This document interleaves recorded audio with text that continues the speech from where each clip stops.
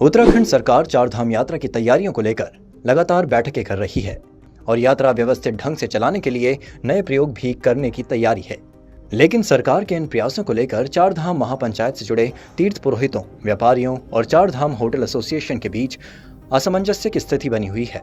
जिसको लेकर चारधाम महापंचायत से जुड़े तीर्थ पुरोहितों और चारधाम होटल एसोसिएशन के एक प्रतिनिधि मंडल ने पर्यटन सचिव सचिन कुर्वे से मुलाकात की और यात्रा के दौरान यात्रियों की संख्या निर्धारित करने और मंदिरों के आसपास हेली सेवा संचालित करने जैसे बिंदुओं पर चर्चा की है। पर्यटन सचिव से हुई मुलाकात के बाद चारधाम महापंचायत के तीर्थ पुरोहितों ने कहा कि पर्यटन सचिव से मुलाकात के बाद यह साफ हुआ है कि सरकार फिलहाल यात्रियों की संख्या निर्धारित करने नहीं जा रही है और अगर कोई श्रद्धालु बिना रजिस्ट्रेशन के भी यात्रा करने आता है तो उसका ऑनलाइन माध्यम से पंजीकरण किया जाएगा। सभी यात्रियों को दर्शन करने का मौका मिलेगा। वहीं चारधाम महापंचायत से जुड़े तीर्थ पुरोहितों ने पर्यटन सचिव से मंदिरों के आसपास हेली सेवा संचालित न करने और सोशल मीडिया पर धामों को लेकर भ्रामक खबर फैलाने वालों पर कड़ी कार्रवाई करने की बात की है, जिस पर पर्यटन सचिव ने धामों के आसपास हेली सेवा संचालित करने वाली कंपनियों और सोशल मीडिया पर भ्रामक खबर फैलाने वालों पर कार्रवाई का आश्वासन दिया है।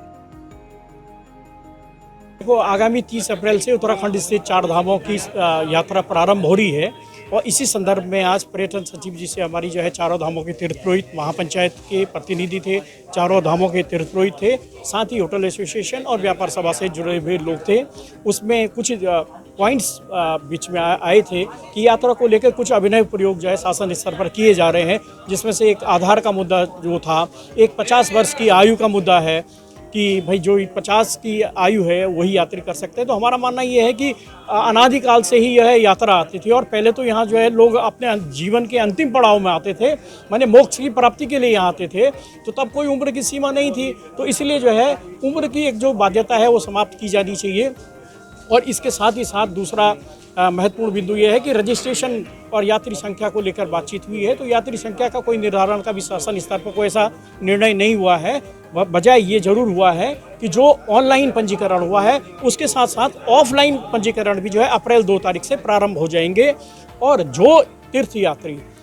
उत्तराखंड स्थित इन चार धामों के दर्शन के लिए आएगा, उसका किन्हीं कारणों से अगर उसका ऑनलाइन नहीं कर सकता, रजिस्ट्रेशन ऑफलाइन वो नहीं कर सकता है, तो वो और आधार उसके पास नहीं है, तो कोई भी आइडेंटिटी के साथ वो आकर के जो है यहाँ दर्शन कर सकता है। और पर्यटन सचिव ने स्पष्ट किया है कि उत्तराखंड के इन चार धामों की यात्रा के लिए जो भी श्रद्धा भाव से यात्री यहाँ आएगा उसके दर्शन होंगे, हर हाल में उसके दर्शन किए जाएंगे। इसके अलावा चार धामों में यात्रा को लेकर जो कभी पुरानी क्लिपिंग्स या वीडियो जो है प्रसारित किए होते हैं और उससे एक गलत संदेश पूरे देश भर में जाता है, इस तरह की गतिविधि रोकने के लिए भी शासन स्तर से कड़े कदम उठाए जाएंगे।